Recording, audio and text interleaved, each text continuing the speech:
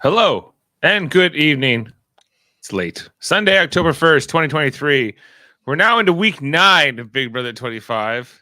And we've only had like 2 or 3 HOHs, I think.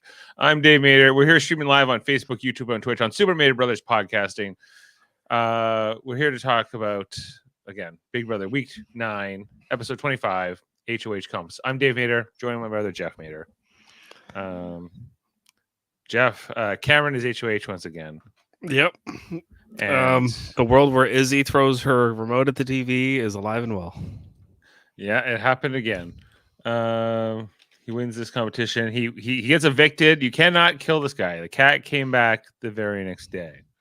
And he puts up ultimately Nicole and Felicia in these nominations here in this episode, which I don't think was terrible for him, but I understood his logic of wanting to get somebody out that would never vote for him in the end, and I think Nicole would never vote for him in the end, even more than Felicia. So, and it was also smart from the perspective that Corey still thinks he's working with him. So if Corey wins, he might not put him up. Yeah. I think that Corey's not coming for Cameron right now, but I agree that Corey's a threat to their, to win. So they have to maybe want to take him out. I don't know if this is the week where you have to take out Corey if you're Cameron. No, I don't think it was. Actually, I think it was better that he didn't, because I think Cameron's going to want to get into like kind of like play the background when eventually the Jag Matt Blue alliance is going to come for the the Corey America and whoever else is with them, maybe Bowie Jane alliance, Yeah. like it's like that those two factions will have to go at each other at some point, and if they can, and if Cameron can get forgotten about, that's probably Cameron's best chance to get deep in the game. Yeah. I think, Cameron as a character on this season, his impact cannot be understated. Like, this is what, his third HOH, fourth HOH? Yeah, and he's won like 2 battle back competitions. He's really found a way to just kind of be very apparent on the show. Like, there's a lot of players like that have done nothing in the game or in the house, and he's just a lot more interesting. And I think you can tell the show kind of likes him as like a character or a narrator, because he actually is pretty good at like explaining, how he's processing. Like, I really enjoy when players can differentiate between how they're playing in the house and explaining it to us in the DR. And I feel like Cameron, of any actually one in the house, is doing it the best. Sari might be second because she's pretty good at explaining what's going on in her game, but she's got like so at the bottom, and so was Cameron. And like, those are the players that I feel like kind of I always kind of gravitate toward wanting to see how they do, rather than like even like Matt and Jag right now. They're just like, they're a little like, what you see in the house is exactly what you see in the DR. It's Right. It's it's not that their game's not that interesting. Whereas I do find with Cameron, like he's good at like making other players, kind of dig themselves into a hole a little bit and give him info. A little bit. I think he makes them uncomfortable. He sort of like sweats them out, or he sort of waits them out. Some of these conversations he has, some of them go his way and some of them don't. He just kind of misreads them. I think which one didn't go his way? The one with Felicia I thought was weird. I thought that, where he was like, you are the greatest, you have all the power, and I'm like, what are you doing? Like, and do you believe what you're saying? And it's just, there's some weirdness. Like, his conversations with Nicole, like, he has a hard time talking to certain people. He obviously had an easier time talking to other people like Red, but there's just, I don't know, he just, sometimes these conversations just get kind of weird, and I don't know, I thought missed the mark. I thought he kind of didn't handle Felicia terribly. I see why you say that, but at the same time, I think he made her feel good about herself by saying she's like a threat and she's really good at misdirecting and and like, Felicia's all about the no nonsense and don't lie and stuff. So I thought he was pretty direct with her. The conversation he had like with Blue was the one that kind of was like, Well, yeah. Well, Well, he's not understanding that Blue's that like the number one guy who wants to put him up. It seems like justice for Jared, and therefore, but I don't think Cameron sees any of that right now. So but ultimately he wait a should want to second. put But up Blue why would it be justice for Jared to get Cameron out? because Cameron. Was out of the house because he beat him in the battle back. Well, actually, you're right. I think that Blue ultimately wants to get Corey out more than Cameron. Well, that's what Jared wanted, right? Well, that's what he wanted Saree to do. And even tonight, like Sarita doesn't seem that interested in that. Like, she had a chance there, I thought, to kind of like maybe go, oh, maybe I could work with Cameron, but I don't feel like Felicia or Saree or McCall want to work with Cameron at all. So I think that his nominations were very smart. Yeah. Well, what can these people do? They vote him out. Yeah. He comes back. He wins HOH again. He puts them up. Is this just is the lesson here? You have to be on good terms with everyone in Big Brother, even the people going out the door, because they could come back no matter what your personal feelings are. I feel like that is the lesson. That is what we're supposed to take away from this. Well, yeah, I think yeah, you don't like create animosities with people that you don't need to, especially like unless like I thought it was interesting when he was talking to Felicia. He's like, everyone thought I was like the evil man, and everyone said don't talk to him, because like Felicia was like, what do you mean, like why don't you just come talk to me, or like we haven't talked game at all, she says to him.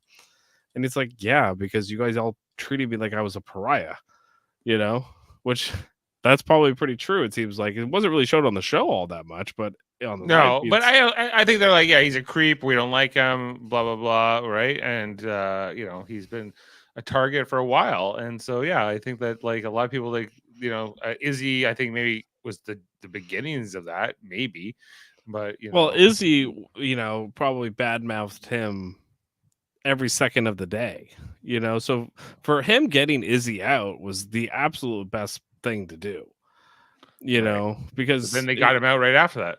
Well, that's true, but that was because Jared did it. And Jared should not have done that. And then they got Jared out, right? So. Well, that was the thing. It's like Jared should not have done that. Like Jared should have recognized that keeping Cameron around was good for his game. Well, that's the thing. That's the thing here with Cameron too. I think keeping around Corey is good for his game, but I think ultimately he is going to come for Corey sooner or later. Maybe even like as a backdoor this week, but I think that would be stupid. I don't think he has to worry about Corey not being in the jury or not being in the jury. So as much as he might be a threat to win in the end against, he's also a bigger target. And so Cameron targeting Corey, I don't think would make a lot of sense. No, I don't think it would in this instance at all, really. I mean, he's right to target the people he did, because like he might have gotten Felicia's vote, although I don't know if I believe her saying that. She was just doing whatever it took to try to get, but she was willing to throw Saree under the bus, and Cameron should have maybe used that information. Maybe he will. Maybe he'll tell Saree that to get Saree, more under his wing, and they could maybe work together. Because Cameron and Saree are actually, I feel like, have the most in common now in the house. They're both people that are looked at as huge threats, are kind of looked at as we can't let them hang around too long type people. Right. And if they work together, that would probably be better for them than to work, than for what? Okay. The thing I was most confused about in this episode was that Jared says to Cameron, like, hey man, if you're the one who stays, like take care of Saree. Not in like is a personal favor, and Cameron for some reason wants to agree to this, or seems to be inclined. Well, he tells Saree that. He tells Saree this, and we see the flashback in the episode where him and Jared have this conversation. I don't know why he'd be inclined to do anything for Jared. Jared got him out, right? Like Jared was the one, and Saree's not really wanted to work with. And this is where I find Cameron isn't a good player, because he doesn't even really recognize that Saree hates his guts. Does she hate his guts? Well, enough in the game sense, I think, that she's not going to work with him. She's not going to vote for him at the end. I don't know. Yes, the vote for in the end part is probably true, but to work together, I think is a high possibility Well, because I Serena think doesn't more have anybody. she says that in the episode tonight. Like, can I work with Cameron? Can I make this deal with the devil? Even it's more of an issue for her than for him. Right. But I think ultimately, like, getting out Suri this week is maybe the best thing he could even possibly do. Like, because why would Suri vote for him in the end? She probably wouldn't. But You know, like why is it that Cameron is the devil? Like, you know what I mean? Like, why is he this pariah that nobody I think, can? especially with him getting one over Izzy, I think that is going to be hard to shake. In terms of, like, that's the blood on his hands. But it doesn't matter that Izzy started that war in the first place. It is what it is, right? Well, So, also, I thought he showed a lot more class on her way out than she did. well, he You called know? her classy. Yeah. Yeah, right. So they're both, I don't know what to make of it, but I think that why Cameron is disliked by certain members of this house, is complex. Some of it is his own fault, some of it isn't, maybe. But I think ultimately, he's just not recognizing that people don't dislike him enough, especially Mecole. And I think Suri is the other one. I think the better nominations here were Mecole and Suri. But it's kind of like, if one comes down here between Mecole and Felicia, Suri should go up. Now, if he was to, like, put up Corey or something, I think that would be too big. I think that's what's kind of teased in this episode, but I think that would be not a great move for him at this point. Unnecessary. Okay, all right. So instead of putting up Felicia and Mecole, who are two other people that would have made more sense for Cameron to put up? I think Suri and Mecole would have been fine. She said, other than who?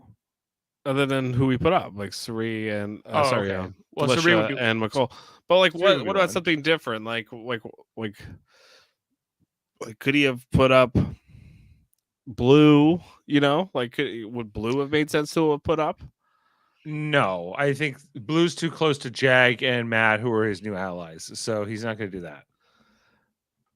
Yeah, well, yeah, right. So he does have to trust some people, but the thing is, will they choose Blue over him? Absolutely. I think so. Yeah. So, well, who else does he have? What else is he going to do? He's got Bowie Jane. Does he? But not really.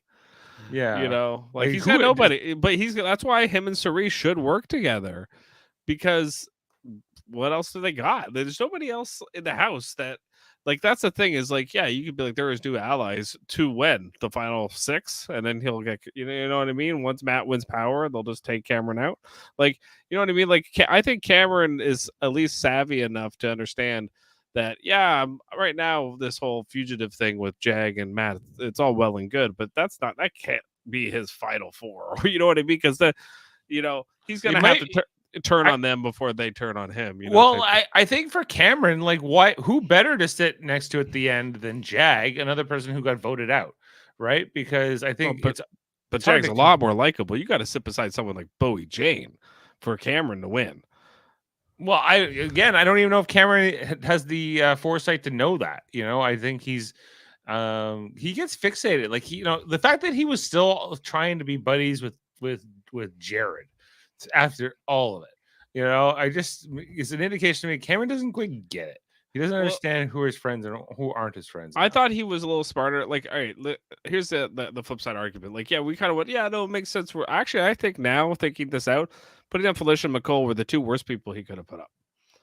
And let me explain why. Because if he had put up Jag and Matt, for instance, he's guaranteeing getting a big target out, right? Right? Just follow my logic here.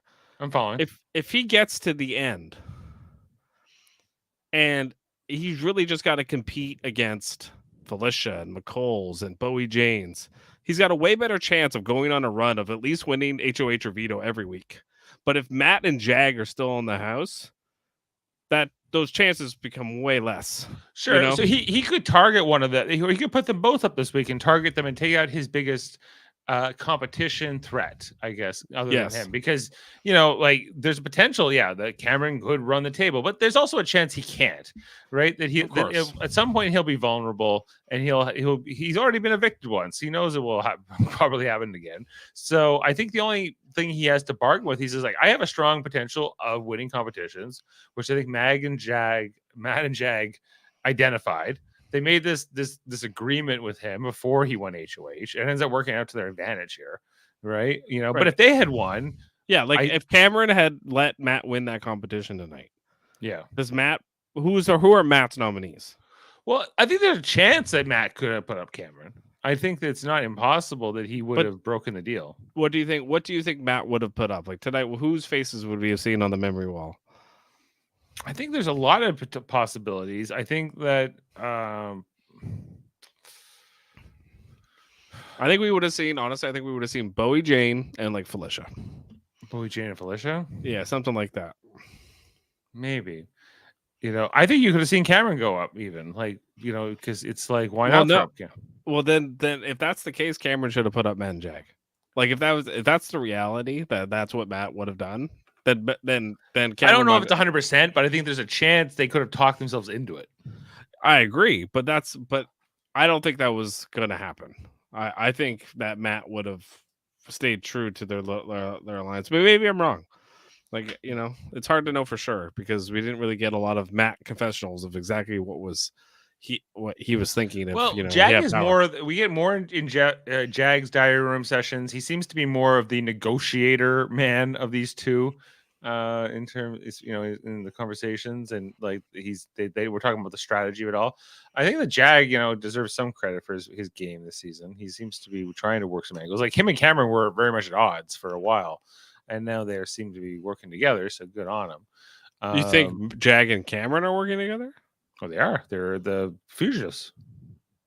No. Oh, no, not Cameron. Sorry. I thought you were talking about Corey. Yeah. Yeah, I guess that, and that will probably change in 2 weeks where like, Corey and Jag are working together. You know what I mean? Like that's kind of how Jag's playing. He doesn't really have like solid alliances with anybody. Right. He just, other than Matt, I guess Blue is his like third, but I wouldn't be surprised if they took out her, at some point, She's kind of a wild card, right? So it's like, when do you cut Blue is kind of the question. No matter who you are, in this game, because like, is she gonna win power? Maybe, I don't know. Like, let's talk about even this competition tonight coming to us now. We'll go back to the comic verse theme, right? And we had this puzzle where you had to, I don't know, build like a spaceship thing or whatever. Where is it? Yeah. I don't know, 3D puzzle. Another person, like, do you want to take out Sari? Like, she's never gonna win this over you. Like, like Matt is probably Cameron's biggest competition, and it showed tonight that how close they were to finishing this competition. Yeah. Did it seem like, okay, did any of like the people competing in this, like Sari or Felicia, surprise you and how, I guess, poor they did? No. So it's always like the same people are out front. Cameron, of course, won this, but then like Jag and Matt were right with them. And then Corey's kind of in there, but he's always at least a few minutes behind. He's just not as quick. So he will get there, but he's just not as fast. Whereas, Felicia's was really poor. Bowie Jane's irrelevant. Like, we don't even bring her up. Yeah, but even Blue was doing better than everyone else. But yeah, like there's a lot of irrelevant players in these competitions. Oh, Mikol was not doing well either.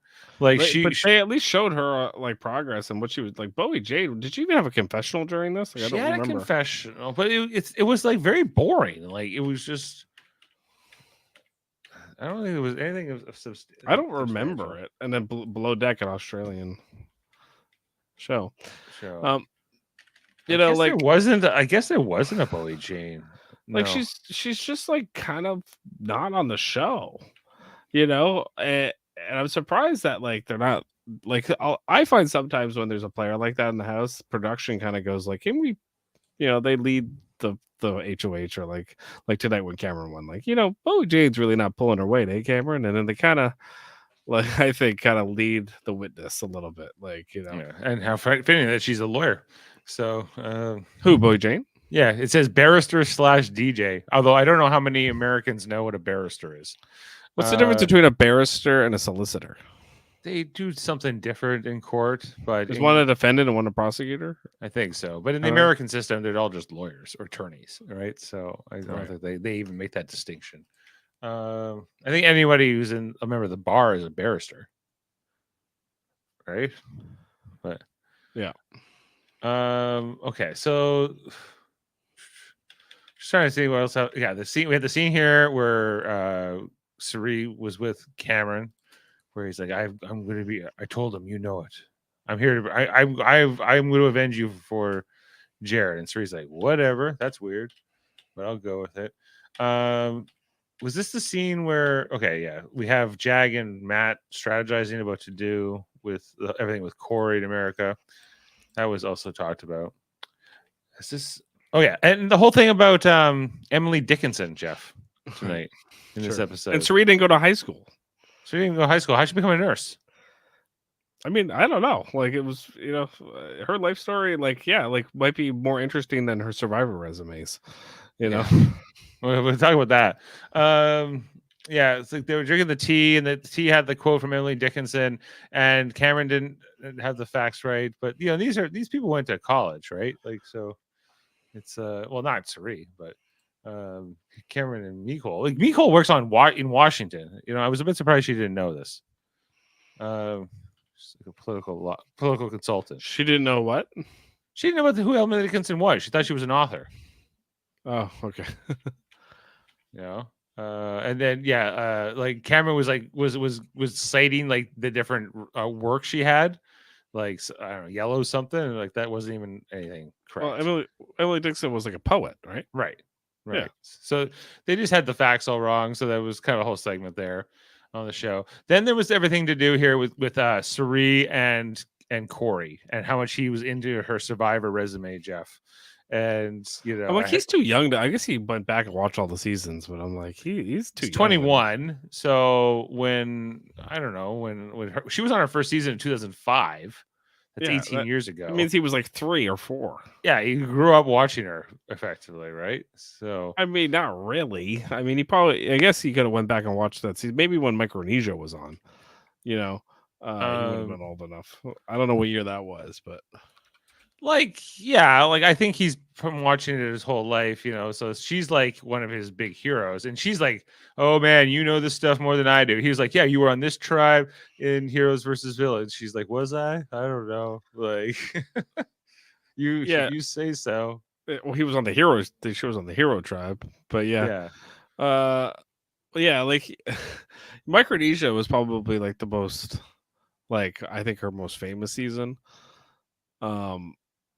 And I guess that is one of the better seasons, so I could see why he would have watched that one. But like, I'm surprised that he's watched her first season with Aris and Shane and all that. You know, he might have saw it in reruns. Yeah, you watched the whole season, right? I guess you can just buy it or whatever. Yeah, if him and his brother are these massive Survivor fans their whole lives, basically, then he's watched it at some point. And his brother's older than him, right? Yeah. Yeah, so his brother probably watched some of it and stuff and then showed it to him. Yeah, type thing, but she was happy to be called to the diary room, not to have to talk Survivor with Corey. Yeah. You know? Well, I mean, yeah, that's kind of sad because, like, you know, you're stuck in a house, you got nothing to talk about. At least she was humoring him, and she was like answering his questions and stuff. But she's bitter at him for getting Jared out.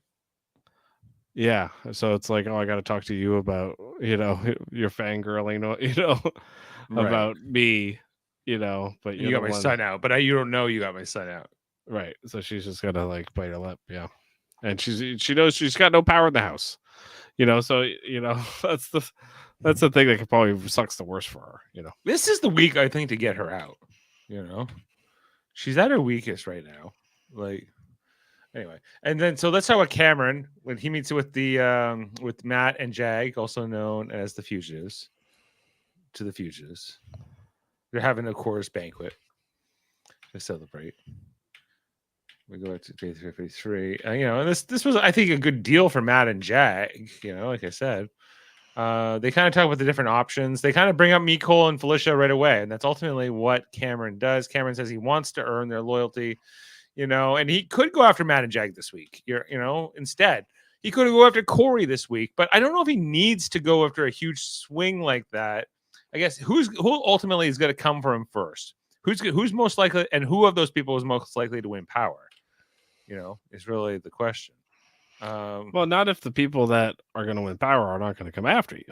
At least not right away, right? Yeah. I mean, you want to get, you want to get to a point where you want to take that shot before they can, though. That's the thing. It's like, can you trust them? Like, he says in the episode, and smartly so, like, I don't know if I can trust them when I don't have power, because they they turned on Jared very quick, didn't they? Did. And why did they do that? They did that because they viewed him as a big threat, right? Yeah, and his purpose was complete. He had gotten Cameron out at that point, and so we don't need him.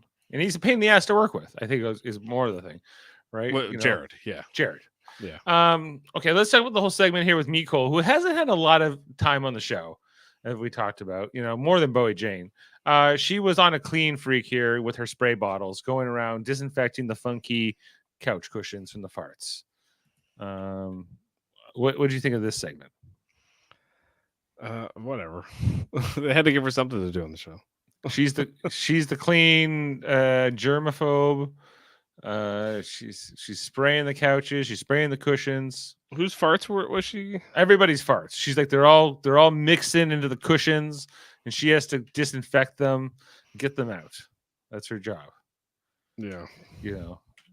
We don't. She's spraying handles. She has no kids, right? No. Yeah, she was just spraying handles. So there's that. So we get that. That's her personality. Then there's the whole segment here with America, which Jaemeel, I think, told us about the other night, right? The America can't kiss. America only learned she dated for 10 years, only to be eventually someone to tell her, you really kiss weird and messed up, with your tongue out, doing big, like huge wet tornadoes or something, which Jag was giving her a pretty good ribbing about. Is what that was the only thing we got with Bowie Jane. Bowie Jane was at least in the diary room laughing about this. That was like the most Bowie Jane we got in the episode. So I don't know. It was funny, I guess. It was kind of just an odd thing about America. And nobody taught her. And then there was the whole thing here with Corey being kind of I think not great with his approach here with Cameron. Like, Cameron ultimately walks away from this conversation that they have in their matching red hoodies. Not feeling kind of suspicious of Corey and feeling like Corey, is too comfortable with him and should be trying to curry more favor. So I don't know. What do you think? Was Cameron not again misreading this, or was this a good read on Cameron's part? Well, he was right that Corey's a little too comfortable with him, but yeah, I think like Cameron has to pick a lane, right? Like, right, but I think his best lane is to pick the middle lane. I don't think he should go with Corey or go with Matt and Jag too hard. Although he's definitely picked the Matt and Jag lane more so. He's switching over to that side of the road. But yeah. I think he's like not putting all his eggs in one basket. Like which he shouldn't, because he was, evicted unanimously. They almost seemed to wanted him out and stuff, and they'd rather him come back, though. I'm sure he felt that they wanted him to come back and not Jared, other than Suri, So that probably made him feel better, and like that he had a chance, But with Corey, I don't know. I don't think Corey's biggest threat is Cameron. So I'm sure Cameron picked up on those vibes. Yeah. Well, I think that it was I was like, Corey, what are you doing? You would have been better off not even talking to Cameron. Corey being my driver. Okay, then there's a conversation with Felicia and Cameron, which I think was cringy and not great for Cameron. I think like Felicia handled it much better, but she was also assuming she was going to go up. She's not feeling on good terms with Cameron. I guess that's accurate, but just the way he was kind of like blowing smoke up her butt. about everything, and then she kind of threw Sari under the bus when she didn't need to, well, maybe she did need to. She did go up here, so, and Sari didn't, so maybe there was no harm in what she did, in some ways, but she's not gonna have a lot more friends. And then the conversation with Meat Cole that Cameron has right after that is the other thing that's I think was also kind of, I don't know, like that one was the one that was more cringy to me. Yeah, because it was like he was trying to like make her reassured that he was putting her on the block, but not the target. You're not the target, but you're like, I always like this conversation in every version of Big Brother is always frustrating because it's like, well, I'm going to put you up and you're not the target. You just need to be comfortable, but you're also completely expendable to me too. And I love you as a person. I love you as a person. Like, Cameron, this is your third go on HOH. You should be better at this by now. Well, what's he supposed to say to her? I don't know. Does he even have to tell her? Yeah, it'd be worse if he didn't tell her. Okay, well, just I'm putting you up, and that's it. I don't know. I don't know what I would do. Well, that's what I'm asking you. Not this, I hope. Well, what would you do though? Like, what would you say? Like, would you say like, I'm putting you up, but you're not my target? Like, what else are you gonna say? Like, you gotta have to. You should tell them, because if you don't tell them, they're gonna feel blindsided. Okay, you can tell them, but you don't have to like fluff it up too much, I guess is what I'm saying. Yeah. No, you don't have to fluff it up, but they definitely, I get why it happens, because you're trying to reassure them, and you're trying to say like, if you win or whatever, I wasn't coming after you or whatever. It was, I needed to put you up to make sure I got the person I wanted out, which is exactly what he's doing. And he says that as much in his diary room. Yeah. Right. Like, who I put up next to my target is almost as important. I'm like, well, yes, that's true. And then ultimately, he does end up putting up here, Felicia and Nicole ultimate in the episode. And yeah, I did like Nicole's like sort of exit here where she's like, I'm coming for this veto. You will see me coming for this, thing. You can't stop me now. I thought it was good. All the hugs at the end here. And that was the episode. Okay, so I think we also need to get into the spoiler talk tonight, Jeff. I don't know anything, so enlighten me if you have stuff. I do. I don't. I'm not as detailed as Jaemeel, but I already know who won this veto, and I think we need to talk about it. So if you don't hear about that, you guys should drop off the stream now. But what's the harm? I guess it's gonna air Tuesday now. Is that right? Like the veto's moving to Tuesday nights. You'll be away. You're going to Iceland soon. Mm-hmm. So when you get back? Well, it'll be the Wednesday. The 11th. We come back. We'll be back on the 11th, but we fly out on the 10th. So by the time you come back, there'll be like two more people will be evicted almost. Yeah, we come back. Sorry, Tuesday night. So it'll be like the 10th at night. It'll be late when we get back. So right. Technically, sort of the 11th. Let's talk a little spoilers before we sign off on this late October 1st.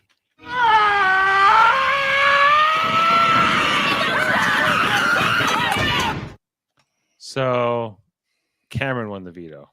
Of course he did. Like, I thought it would be the most interesting thing for him to win this HOH and then even win the veto. But like, whoever wins next, almost I think like even if it's somebody he's allied with, I almost think you have to take out Cameron next. Why? Because he's winning too much. So if you're on his good side, what do you care? Well, he's going to take out people you're not worried about. Right? He's building a resume too, right? Sure. So that's true. Keeping him around is not going to be advantageous. It depends how you look at the game, right? Like if you don't think he's going to get votes, I think he will. Well, why? Because he's got a great story. He's been voted out. He's been sort of on the outs. He's had a hard road to the end. If he does get there, so. Well, if he gets to the end, I mean, he's going to do it with like not a lot of friends, and yes, that's a right. Like you could say like, oh, well, then he deserves it even more, but it's not Survivor. Big Brother is like a game of like friendship and, like it's different, and not a lot of people really like him, and, so. Right. It's hard to. I find it's like he kind of reminds me of like where Jackson Mickey was, and he won, but and he had He won Holly, because there was only two options, him and Holly. Holly. But I would have thought Holly would have won that season. You know what I mean? I would have rather she won that season. Well, I would she have was more voted for her. likable. Yeah, she was more likable. They were right? both unlikable, but she was slightly more likable. It's not great. Ultimately, I think is. But but at least, like Cameron doesn't even have a Holly. You know what I mean? Like, I guess Bowie Jane. Like, if he sat beside Bowie Jane, that would probably be his best chance. His best option would be against Bowie Jane. Yeah, maybe. Like, can Bowie Jane not win? Is that what we're saying? Because she's just too irrelevant this season. She's definitely like she's not even really playing the game. It feels like she's not. She's there. Yep, she's there. A barrister is a type of lawyer in common law jurisdictions. They specialize in courtroom advocacy and litigation. I don't know what a solicitor is, but barristers are distinguished from solicitors and other types of lawyers who have more direct access to clients and do more transactional legal work. There you go. So that's what solicitors do. Yeah, they're more transactional. So like civil lawyers almost. So yeah, and barristers are more like do more criminal lawyer stuff. Yeah, they're more like getting out in court and arguing cases, whereas like a solicitor is more like doing like real estate law, right? You transfer a deed or something like that. So so that's that. So Bowie Jane, if she can get into a final two speech, she could rock it all. She could. I would take my chances if I were Cameron. She'll beat Hang 'em High McCoy, like Law and Order. She'll get up there and say, like, listen here, like you don't understand that the game I've been playing the whole time, and she'll break it down intricately while rocking out to some DJ headphones. Like watch out for Bowie Jane. You don't know. Who else this season is? Are we? I guess that's it. Felicia's the other one. Can Felicia win? Sure. I mean, she's not going to get to the end, though. I don't think. Can Blue win? I guess it all depends who you sit beside, really. Who's Blue going to sit against next to win? Bowie Jane? I mean, yeah, maybe, or maybe McCole. Like, I just don't, certain people, I just don't know how much they brought to the game. Would you like that final two, Blue and McCole? No, but,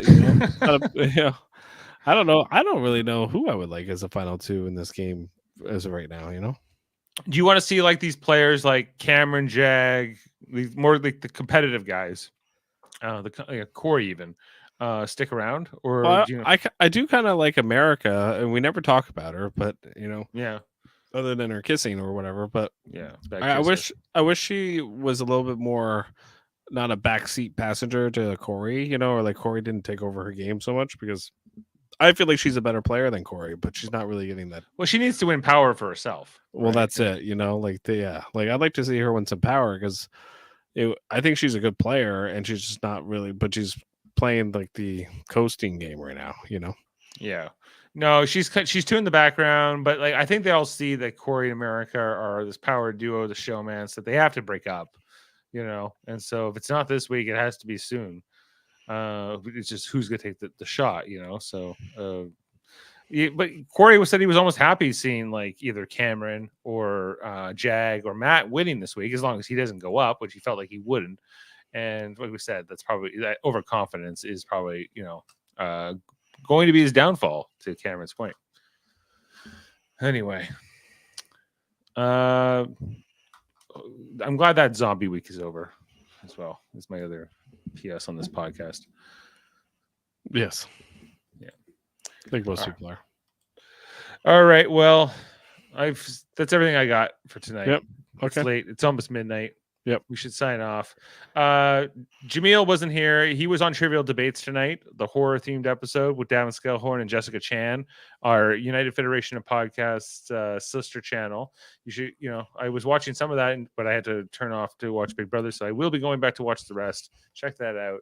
It seemed like a good one. Jaemeel, yeah, whoever. There's somebody in this photo that wasn't part of it, and there was a newcomer, a British guy, that was on the show tonight. He seemed interesting. Check that out, Jeff. Maybe listen to that on the plane. Yeah, maybe I will. Yeah. Check out. We'll be on Wednesday to talk about Survivor here on Super Mario Brothers Podcasting. We'll be talking about episode 2 of season 45. I won't be showing any more video because apparently Jeff Prost has sent some kind of copyright algorithm out into the ether to take it all down and prevent that from. He's gonna dig. He's gonna dig it up and take it down. So thought it was gonna be easy, Dave. Yeah, you thought you could. Yeah, I was like, how did you already get this all copyrighted and like whatever? And I didn't even show that much of it, really. Anyway, so we'll check that out. Wednesday, we'll be back. Jeff won't be. He'll be in Iceland, but we'll be on Foster and Jaemeel for that one. The Star Trek podcast, Live Long and Podcast. We are continuing Lower Decks right now, Star Trek Lower Decks, and we got our Enterprise podcast. We only got 5 podcasts left. We are we only got a couple. Tomorrow we're talking about Affliction and Divergence, the one where the Klingons lose their ridges in Star Trek Enterprise, and they explain why the original series Klingons look different. And then Eamon on Track is my son. It was his birthday today. He turned 21. You will check out his music podcast, Eamon on Track, reviewing music albums. Now that we're in October, horror is right on everyone's mind. Alex Blackburn, Michael Chan talking horror on the Hellbound podcast, audio only. Find that wherever you get your audio podcasts. X-Rated with André and Davan talk about X-Men the animated series. They got 3 episodes left in the original run. Then they're going into X-Men movies. Check that out on their channel. And the Graphic Histories podcast with André and Myette, which I recently guested on and had a nice chat with him. So if you're ever going to check out the Graphic Histories, check it out when I'm on it. Hold Up, a movie podcast. Murphy, Davan. I'm supposed to do it Wednesday. It's apparently been pushed back a week now, so it won't be this Wednesday.